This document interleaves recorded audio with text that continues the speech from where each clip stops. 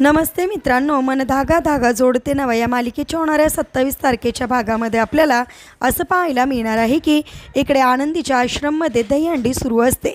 सगळ्या मुली दहीहंडी फोडण्यासाठी छान तयार झालेले असतात आणि सगळेजण छान जल्लोष करत असतात। त्याच वेळेस तिथे असणारी एक मुलगी आनंदीला म्हणजेच कल्याणी ताईला असं म्हणते की ताई वरच्या स्तराला जाऊन दहीहंडी फोडणारी मुलगी तर आलीच नाही आहे गं। त्यावेळेस दुसरी मुलगी कल्याणीला असं म्हणते की ताई तूच का नाही फोडते दहीहंडी। त्यावेळेस इकडे आनंदी सुद्धा आता दहीहंडी फोडण्यासाठी सज्ज होते। ती सुद्धा डोक्याला रेबीन बांधते आणि दहीहंडी फोडण्यासाठी जाते।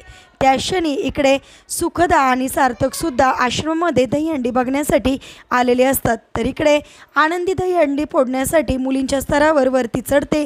छानपैकी ती दणक्यात दहीहंडी फोडते आणि दहीहंडी फोडून झाल्यानंतर ती खाली पडायला लागते। त्या क्षणी सार्थक तिला सावरतो आणि सार्थक सावरल्यानंतर आनंदी तिच्या तोंडावरचा हात काढते। त्यावेळेस सार्थकच्या मिठीमध्ये आनंदी असते आणि आनंदीला तिथे बघून सार्थकला धक्का बसतो। आता कशा प्रकारे सार्थक आनंदीला घेऊन घरी जाणार का आता आनंदी सार्थक आणि सुखदाच्या मध्ये येणार नाही हे पाहणे सुद्धा इंटरेस्टिंग आहे। तुम्हाला काय वाटतं कमेंट करून नक्की सांगा आणि असेच मालिकेच्या पुढील अपडेटसाठी चॅनलला नक्की सबस्क्राइब करा। थँक्यू।